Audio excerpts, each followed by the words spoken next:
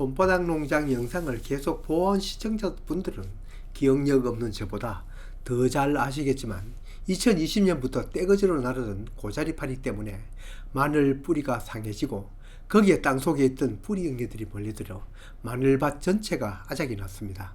보기가 불편하시겠지만 확대경으로 촬영한 이 영상이 바로 뿌리가 아작이 난 실제 모습입니다. 비닐을 걷어내고 토양살충제를 범벅이 되도록 뿌리고 거기에다 무약살충제도 뿌렸지만 도저히 이놈들을 박멸할 수가 없었습니다.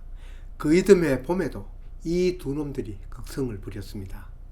그 다음 2021년 이 돌머리가 묘안을 내었습니다. 마늘 트레이에 심어 모종을 내어보자고. 고자리파리가 극성을 부리는 9, 10월을 피해서 심기 위해서입니다. 흔히들 고자리파리는 덜 부숙된 퇴비를 쓰면 몰려온다고 알려져 있는데 퇴비는 아예 쓰지도 않고 상토에 심은 마늘에도 고자리가 득실하였습니다. 뿐만 아닙니다. 마늘 모종 내어본 경험이 없다 보니 종구를 트레이에 너무 일찍 넣어 마늘이 웃자랐습니다. 줄기도 그렇지만 뿌리는 하도 길어서 가위로 잘라서 구멍에 넣었습니다. 재작년에는 2021 당시 1차 트레이는 9월 12일, 2차 트레이는 9월 24일, 그리고 바로 심기는 10월 25일. 성적 수는 늦게나마 바로 심은 마늘 2차 트레이, 1차 트레이 순으로 나타났습니다. 가장 먼저 심은 마늘은 살아남은 것이 몇 폭이 안 되었습니다.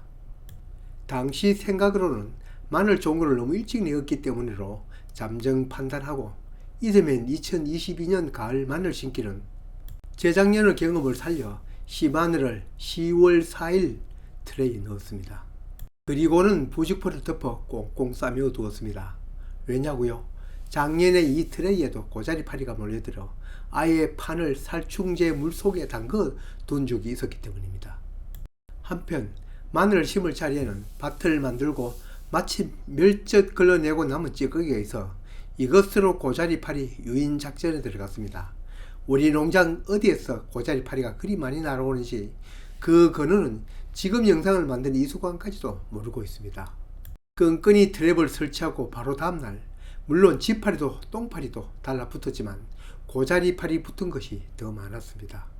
2022년 작년 마늘 봄밭 정식은 전해보다 이틀 뒤인 10월 27일 하였습니다. 씨마늘 종구 넣은 지 한 달이 되지 않아 싹이 올라오지 않는 것도 있었고 싹이 올라온 것도 있었습니다. 싹이 올라왔건 올라오지 않았건 몇 개를 제외하고는 대부분 뿌리는 나와 있었습니다. 트레이 모종을 다 심고는 남은 자리에 씨마늘 종구를 넣었습니다. 모종과 종구 자람을 비교하기 위해서입니다. 여기는 겨울이 추워 예년 같으면 부직포를 덮어주었는데 고자리파리 걱정이 앞서 지난 겨울은 그대로 겨울을 보내었습니다.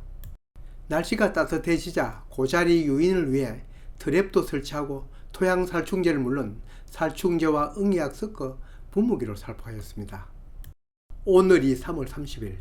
원래 계획은 마늘 모종 낸 것과 종구 바로 심은 것, 그 자랑과 수확물을 비교해 보기로 하였는데 그때까지 갈 필요가 없어 지금 결과를 공개해도 될 것 같습니다. 지금 여기 보이는 트레이에 모종을 내어 심은 자리는 살아있는 마늘보다 사라진 마늘이 더 많습니다. 뿌리까지 내어 심은 마늘이 왜 이렇게 되었을까? 10월 27일 일찍 뿌리를 낸 마늘이 겨울을 나는데도 유리할 것 같은데 결과는 그 반대입니다. 모종을 낸 곳에 있는 것 가운데 지금 이 순간에도 말라가면서 사라지는 마늘 싹 한 포기를 뽑아 보았습니다.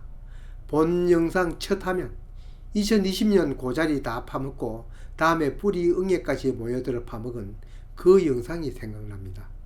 확대경으로 살펴보나 마나 바로 이런 모습일 겁니다. 여기서 길다란 벌레는 고자리파리 애벌레이고 타원형 모습으로 바글거리는 것은 뿌리 응애들입니다.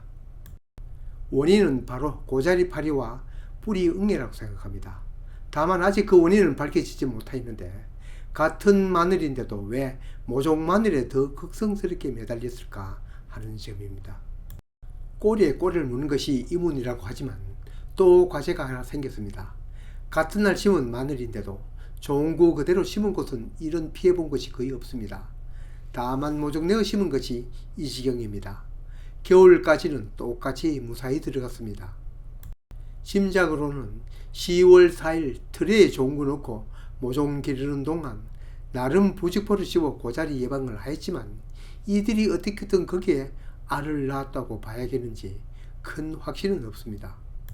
고자리 피하려고 미리 모종낸 것이 오히려 고자리를 불러들인 격이 되고 말았는지 모르겠습니다. 이제까지 별짓 다 해보았지만 고자리를 이기지 못하였습니다. 다음 방법은 오직 하나입니다. 2, 3년간 마늘, 양파 우리 농장에서 쉬는 것입니다.